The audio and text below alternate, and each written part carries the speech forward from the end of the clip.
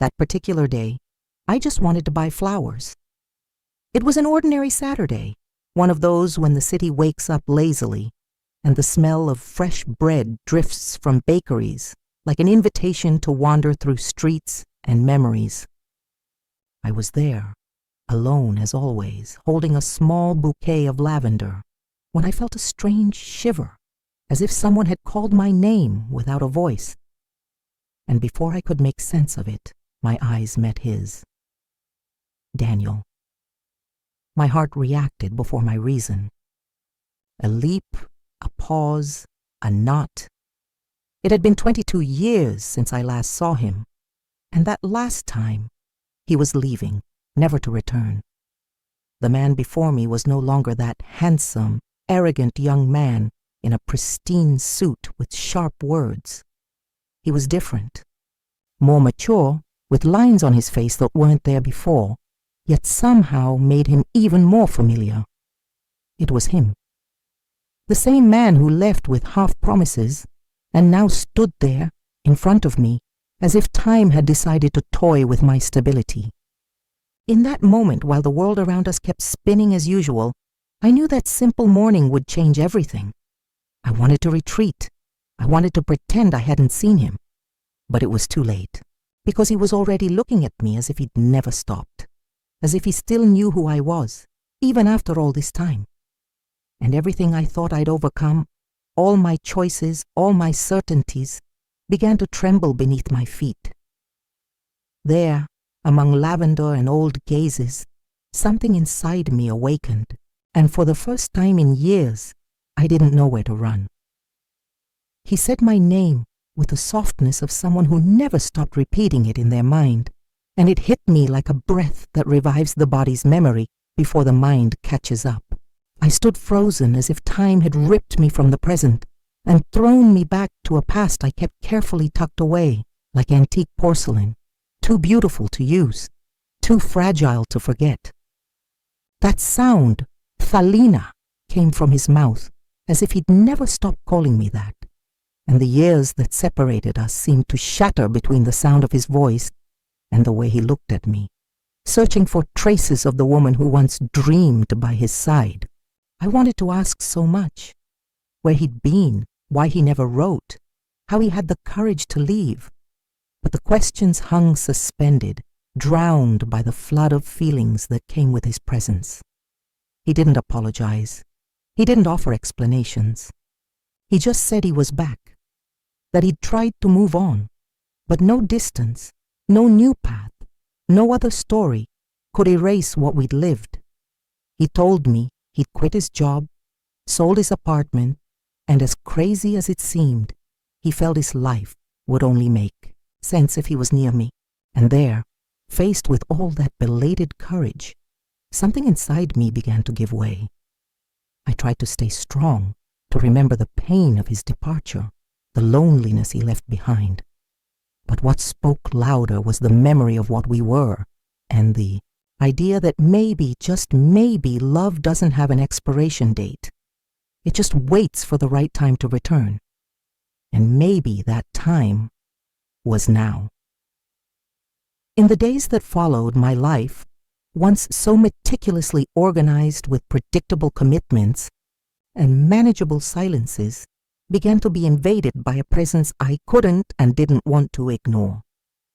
He didn't return with ready-made promises or rehearsed speeches. He came back with small gestures, so full of intention that they chipped away day by day at the fortress I'd spent years building. There was a kind of regret in him that wasn't cloaked in guilt but in willingness to wait, to listen, to relearn who I was, and that undid me more than any desperate plea for forgiveness. It was the way he showed up at the cafe where I used to go alone, not to sit with me, but to be there, sharing the same air, respecting my distance. It was the way he stopped to greet the flower stall lady, only to buy the same type of lily he once discovered was my favorite. And he'd leave it, always without a note, at my gate, as if saying, I remember, I care, I haven't given up. And even though I tried to rationalize it all, to tell myself he'd left once before, that I'd survived without him, that my world had rebuilt itself on a different axis. There was something in that consistency that shifted my inner axis, the one no one sees, the one no one touches, the one that deep down still longed to be loved with truth. And the worst, or maybe the best part, was that he didn't seem to be doing any of this to prove something. There was no urgency, no bargaining, just consistency. A gentle, beautiful, steady consistency, as if saying, I now know what it's like to live without you, and I don't want that emptiness anymore. This confused me, irritated me, moved me. I'd come home with my heart racing and my thoughts tangled, trying to find a reasonable excuse for how he still affected me, and I couldn't, because some connections, no matter how much we try to explain them, simply exist. They persist. They survive time, abandonment, pain.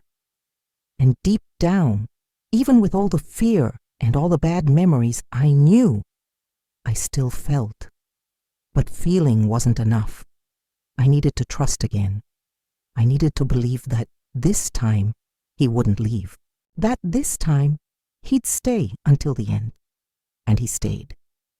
Not with fiery words or public vows, but with a presence that took root, slow, deep, constant. And that, for me, was more disarming than any passionate declaration. Because the man who once left without looking back now showed up in all the details that used to go unnoticed. He'd call not to ask, "Can I see you?" but to say, "Just wanted to know if you ate today." He'd stop by the market and leave a bag with the same ingredients we used for our favorite dinner, wrapped with a simplicity that screamed affection. And each of those small kindnesses laid bare how much he'd changed, or maybe how much he'd finally found himself. I started allowing closeness. First a quick coffee, then a casual walk to the bookstore where it all began. We didn't talk about us, not directly. We were like two survivors, carefully mapping the rubble, trying to understand what could still be built there. And the strangest thing was the comfortable silence between us, a silence that didn't demand urgent answers. It was as if he was willing to relearn my time, my rhythm, my wounds. There was patience in his gestures, and that patience healed me without me noticing. For the first time in a long time, I didn't feel rushed or afraid. I just wanted to see where this could take us, if I lowered my guard without losing myself along the way.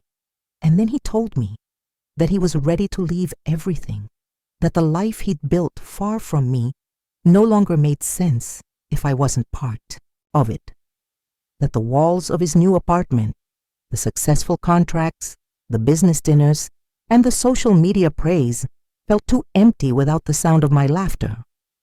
He said it calmly, without asking for anything in return, just laying bare what was in his heart. And in that moment I realized the man before me was no longer the same.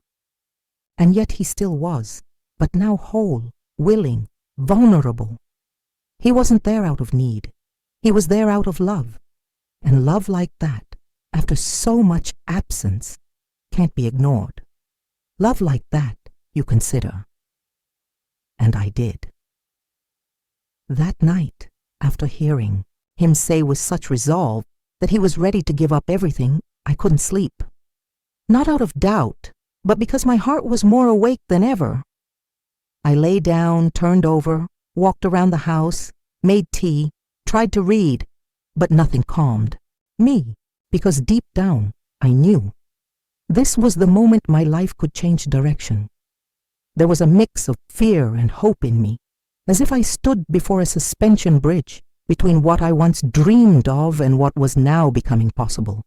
And above all, there was a question pounding silently. Was I ready to believe that someone could truly choose to stay? The next morning he showed up with the same coffee we used to share. He didn't say much, just smiled and asked if I wanted to walk. We went together to the old park, where the trees were draped in autumn hues. I watched the leaves fall like signs, little notes from time saying something new was coming. And there, sitting beside him, feeling the warmth of his presence, I finally spoke. I said yes, that I believed him, that I didn't know exactly how it would be, or if the world around us would understand. But my heart recognized a truth in that gesture that I could no longer deny. And then, on that weathered wooden bench, he held my hand firmly and said, without haste, without rehearsal, just with soul, "Then I stay." And there, without applause, without witnesses, I understood. Love doesn't need to be grandiose to be immense. It just needs to be whole. And he was there. And now we were. The days that followed were like diving into warm waters after a long journey across open seas. Each of his gestures confirmed what I still feared to fully dream. He was truly willing to start a new life by my side. It wasn't just a romantic idea spoken in the heat of emotion. It was action. He began unpacking bags I never thought would open in my home. He stored expensive suits with the same care he folded our simple weekend t-shirts. He set aside the commitments that once armored his time, and little by little, he learned to live my days, and invited me to live his without rush, with truth. We started creating a routine without planning it, and that in itself was new to me. The man I once loved from a distance, through messages squeezed between meetings or sporadic visits, was now by my side when I washed dishes, when I forgot my keys, when I laughed unintentionally in the middle of a problem. And as much as it warmed me, it also scared me, because idealized love fits in dreams, but real love demands surrender. And there I was, day after day, facing a man who didn't just say he loved me, but proved it in the small things, in the way he made coffee my way, in how he listened when I vented without reason, in the calm with which he faced the uncertainties of our daily adjustments. And even when doubts crept in, because they always do, there was a serene consistency in him, a silent certainty that taught me to trust again. He was showing me that love, when chosen daily, becomes a shelter, and I, at last, was starting to feel at home. It was in the gentle rhythm of this new routine that we began to truly discover each other. And I'm not talking about shared tastes or quirks that went unnoticed before. I mean the deeper layers, the ones daily life unearths without asking permission. He, for instance, had a silent fear of not being enough outside the world he knew, where his last name opened doors and prestige, solved almost everything. Sometimes I'd catch him lost between utility bills and grocery lists, as if relearning how to live in a reality with no manual. But even in his stumbles, he never complained. He'd ask me how to do it, watch quietly, learn.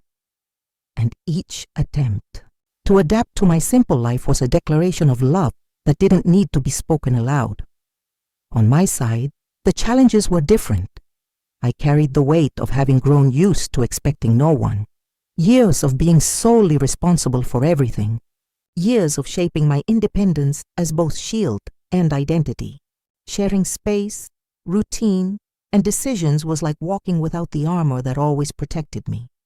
And that left me vulnerable in a way that hurt. But he didn't flinch at my defenses. On the contrary, he respected each one. He never tried to change me.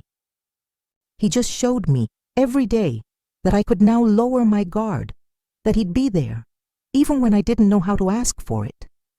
And so, through mistakes and successes, we shaped a life that wasn't perfect, but was real.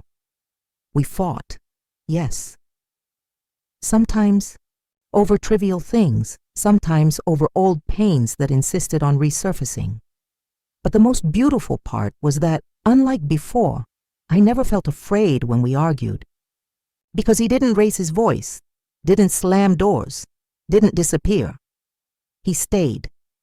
He listened. He came back with a calm look, an outstretched hand, "I'm sorry if I didn't get it at first, but I want to understand now." And that that undid me. Because when a man chooses to stay, even when it's hard, even when it's uncomfortable, that's when you realize love is, in fact, courage. And with each new day, by his side, I learned, with a mix of awe and gratitude, that love, when true, doesn't need guarantees. It just needs presence. Time, with its relentless calm, tested everything we were building, not with tragedies, but with the subtlety of things that reveal themselves slowly. The first months were like a bubble. We were so wrapped up in discovering each other, so immersed in our new routine, that the world felt distant, as if we were looking at life from the inside out. But the world, of course, doesn't stay quiet forever. The demands started creeping in subtly, first as unanswered calls from his father, then as insistent invitations to events he'd never have declined before. Old friends showed up with forced smiles, trying to understand what he was doing so far from the epicenter of everything he once was. And I saw, in his eyes, the conflict between the life he chose and the past that still knocked at the door. There was a night when he came home. Quieter than usual, he sat on the couch, stared at the wall for long minutes and said, his voice hoarse, "Today my brother said I destroyed the family legacy." He didn't cry, but the pain on his face was so clear it left me speechless. I sat beside him, held his hand, and just stayed there, offering the only comfort I could, presence. That night I understood that loving someone who leaves everything to be with you also requires a silent courage, the courage to hold the weight of their renunciations without trying to fix it, just being the place where they can collapse. I didn't try to convince him of anything. I didn't repeat promises. I just said, "You didn't destroy anything, you built a new path, and that scares those who never had the courage to do the same." From then on, we started facing the fact that real life wasn't just made of coffees on the balcony and lingering kisses. It was made of longings he couldn't satisfy, absences that hurt even when chosen, questions he didn't know how to answer. And still, he stayed. Every day he chose to stay, even when it hurt, even when the winds of the past blew louder, because deep down I knew, and he did too, that nothing out there could compete with the peace we built here, a peace that didn't come from perfection, but from the daily choice not to give up. It was when we least expected it that the world tested us again, not with a loud drama, but with the kind of twist that comes as a folded letter, a proposal, and a promise of a last chance. He received a formal invitation to reclaim an important position at his old company, something his family described as a call to set things right. I saw in his eyes, as he read those words, that something sparked, not ambition but a sense of debt, something old, visceral, that was part of who he'd been for so long. For days he grew more introspective. He moved slowly around the house, read little, spoke less. And I, who'd learned to read him in silence, knew his heart was divided. The letter carried more than a proposal. It carried the weight of everything he'd left behind for me. I didn't ask him to stay, nor suggest he go. I just stood by him on the balcony, as he told me the proposal involved not just prestige, but a chance to rebuild bridges. He said it with teary eyes, like confessing something that hurt. And I listened. Because loving also means letting the other consider going back, even when everything in you wants them to stay. I asked if that was what he wanted, and the answer came without hesitation. I want you. But there's a part of me that still doesn't know how to live at peace with what's back there. In that moment I felt something break inside, not out of jealousy or insecurity, but because I knew it might be time to let him go. Not because I wanted to, but because he needed to find out if what we had was bigger than any past. The next morning he packed his bags. Few clothes, no speeches, just a long silent kiss and "Te" a promise he'd return. I stood at the door, watching the car disappear around the bend, feeling my heart go with it, like an anchor set loose, unsure if it would return. The days were strange. The house felt bigger, time slower, sounds harsher. But inside me, there was something steady, the certainty that if he had to choose, he'd choose with truth. And that would be enough. The end of that wait didn't come with fanfare or promises shouted through the window. It came with firm, silent steps and the unmistakable sound of the door opening without warning, the way only he did. When I turned and saw his face, tired, eyes red, and a slight tremble at the corner of his mouth, I knew he'd come back not because he was fleeing the past, but because he'd finally chosen the present. He hugged me like someone returning from a war and whispered in my ear, his voice breaking, as if each word was stitched straight from his chest. There's no bridge more important than the one that leads to you. I tried, Thalina, but it was like living with my body there and my soul here. He told me he'd spent hours in cold boardrooms, surrounded by faces that only spoke of numbers, goals, control. He said he looked at that old world like watching a distant movie, something that was once his, but now only made sense as a memory. He realized everything that once drove him no longer had flavor, that the success that once seduced him now rang hollow. And then while walking the same street where he used to rush from meeting to meeting, he felt an uncontrollable urge to be here, with me on the balcony, with the smell of coffee, the touch of my hand, the silence that never demanded words. The life we rebuilt from there was even stronger, because it wasn't made of impulsive surrender but of conscious choice. He'd seen what the old world could offer, and still, he came back. Not for lack of options, but for love. A love he chose to live fully, even knowing what he was leaving behind. And I learned that sometimes the proof of love isn't in what someone promises us, but in what they're willing to lose to stay. Today he still carries the memory of that time, but he carries it lightly, without guilt, without debt. And me? I look at him every morning like someone witnessing a miracle, because in the end, love conquered. Not because it was easy, but because it was chosen, even when the whole world said it wasn't worth it. And that choice changed everything. Years have passed, and with them came the serenity that only maturity allows. Thalina and he didn't build an empire or grace magazine covers, but they built something greater.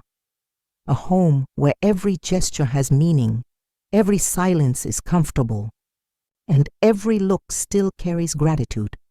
The sacrifices he made no longer hurt. They've become symbols of courage and memories of a love that knew what it wanted. They live in a simple house, surrounded by routine and presence. They still dance in the kitchen when the right song plays. They still hold hands during the news. And every night, before bed, he says, "Of everything I left behind, you were the only choice I wanted to keep."